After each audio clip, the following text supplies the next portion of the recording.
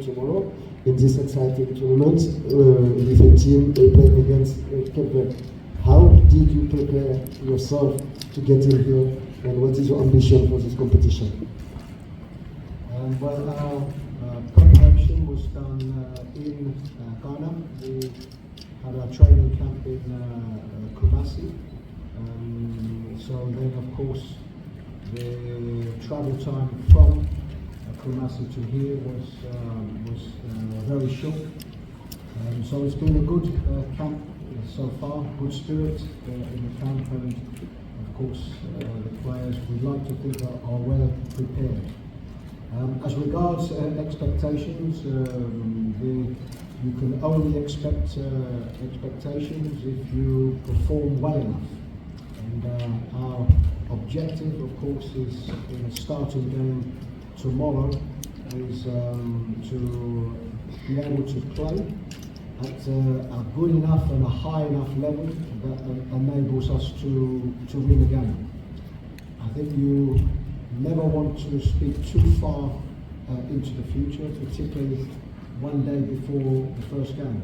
But it's important always to get off to a good start. But there is not one bad team in this tournament, and our approach to every game has to be the same. And yes, we would like to get off to a winning start. Thank you, Coach Andrè. Vous serez peut-être à votre 8e CAN, c'est ça? 7e ou 8e? Oui, 8e. 8e CAN, c'est une vraie longévité. En quoi cette CAN sera différente des autres à laquelle vous avez déjà participé, et comment vous vous êtes préparé pour cette compétition? Non, je pense qu'il n'y a pas de différence. La CAN est une compétition qui est très très difficile. Il y a beaucoup de bonnes équipes. Toutes les équipes qui se sont qualifiées sont de très bonnes équipes qui méritent d'être là. Alors voilà, pour moi personnellement, c'est juste être prêt physiquement, mentalement et faire le boulot, aider mon équipe à aller le plus loin possible. Mais voilà, ça fait plaisir d'être encore là, de faire partie du plus grand tournoi de notre continent. Et je suis à Abidjan, c'est comme ma deuxième maison. Et je suis très content d'être là. Okay. Questions? Yes. So, yeah, different. Microphone? Yeah. Coach, good afternoon. My name is Oluwayemi Obolagba. I represent Beatitude Australia. Coach, it's close to 31 years ago now since the Ghanaian team lifted the AFCON. Any pressure on you to deliver, and should the fans of the Ghanaian national teams have high expectations this time around? To the captain, Andrè. Okay. Okay, so as regards the pressure and the expectations, you as head coach, you have to accept, if you are the head coach of the Black Stars, you have to expect high expectations. We have a fanatical support. The Ghanaians, they love their football and they look forward to this competition. So with that always comes pressure. Pressure on the players and of course pressure on the head coach to perform. So that's why we are here. We are here, and one thing you cannot do is you cannot avoid this. This is something you have to accept and you have to welcome. The pressure that comes with the performances and putting in good enough performances to do well in this competition. Okay. Here, because that's not your thing. See, I don't know.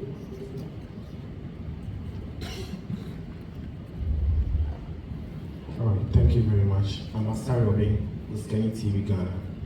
Coach, since you took over, you've played I think about 10 games, and most Ghanaians have been complaining about the approach to the games, especially the first half performances for the Black Stars team.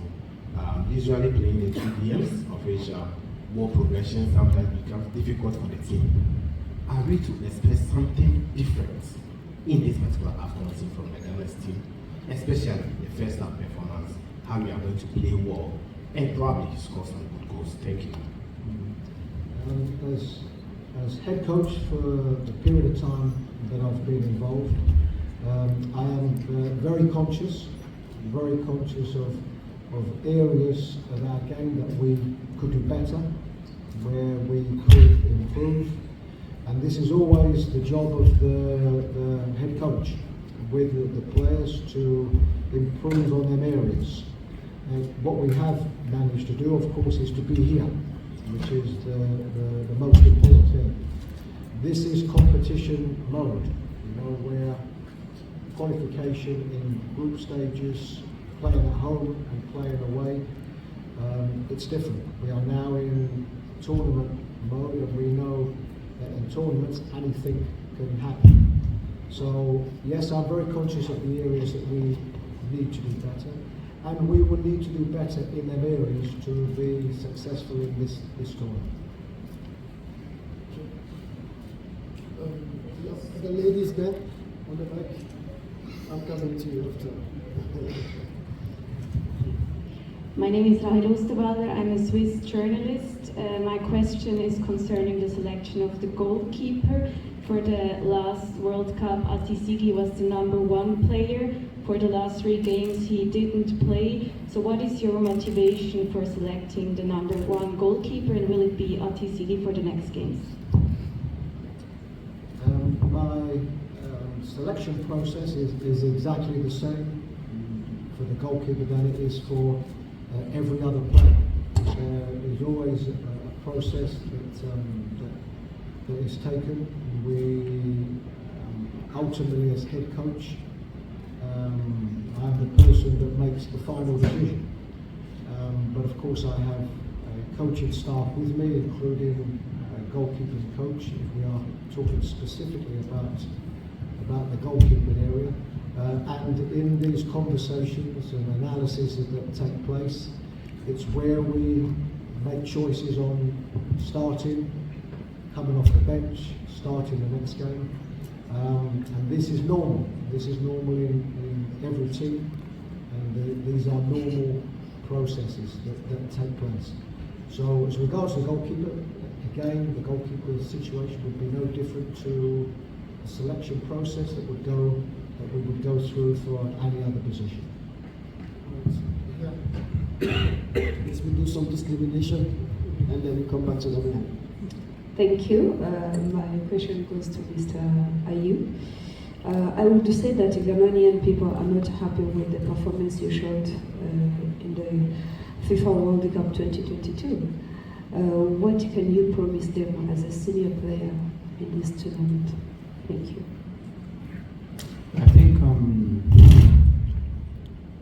the performance in the World Cup, when we look at it globally, was pretty not bad. We showed a lot. We beat a great team like Korea. We were close to doing something versus Portugal, and we were very unlucky versus Uruguay. So I think that everyone saw that we gave everything that we had, but that's fast. And being in the team for this long time, I'm not going to sit here and be giving promises of what I can say and what I can promise is that we are working really hard. We are following the coach's instruction. We know what the boss wants us to do. We are preparing for the game that's coming, and we're going to take it game by game. We have been always, let me be frank and honest, we have always been favorites in this tournament for the past years. But if we look at today's tournament, we are not part of the favorites when people are speaking, people are doing predictions, etc. So we need to accept it and make sure that we surprise, we stay calm, we do our job. But we're going to take it game by game. We're not going to start promising things, but we make sure that what I can promise is Sunday, we're going to be there 100% and give everything that we have to make sure we have a good start. Thank you. There on the back. Nigerian jersey. Hello, Coach. Salah Siawi, Sahara Football. Criticism in recent times with your style of play has been to play 2 defensive midfielders. last time you were questioned on that in Kumasi, you said you thought you actually wanted one of the players to be a bit more progressive. We saw in World Cup qualifiers and the recent friendly that probably they are not getting that instruction from you. What's going to be different versus Cape Verde? A team probably we are more fancy to play more explosive or expansive football.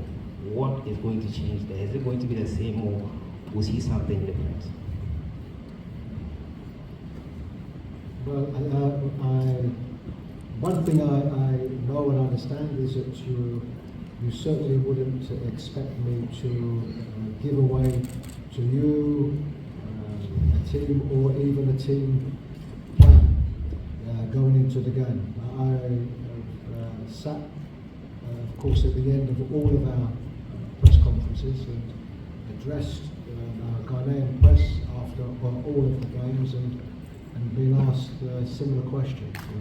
And all I can do is give what I think are honest and open answers. And yes, there have been games where we have played what you would perceive as two defensive type players in midfield. And yes, in a way of playing that I wanted us to play or use them in a different way. So this is all part and parcel of what happens in a game. With the exact same philosophy, we've had some very good moments in the games. So I think we have to look at everything that we can improve on. As regards surprising anybody, this is the work that we do. The only ones that are privy to that are, of course, myself and, of course, the players that we work with. So ultimately, we want one thing. We want one thing, and that is to win a game, what will be a very difficult game against a good team, to win our first game, and then, of course, to continue to make progress. Okay, yeah, in the front.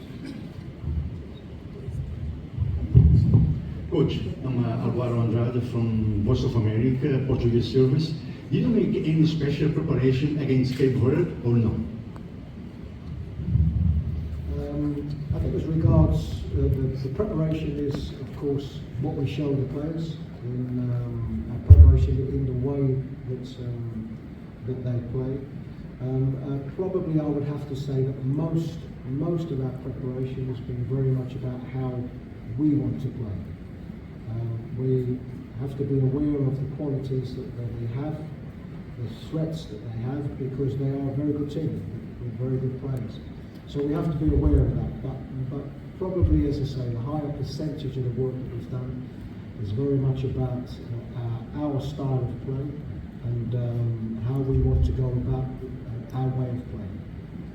A question for Andrè Ayew, Mr. Andrè Ayew. Okay, here in the front. Here, first. I'll come back to you after. Hello, Andrè. My name is Delali from Delsofam, Ghana.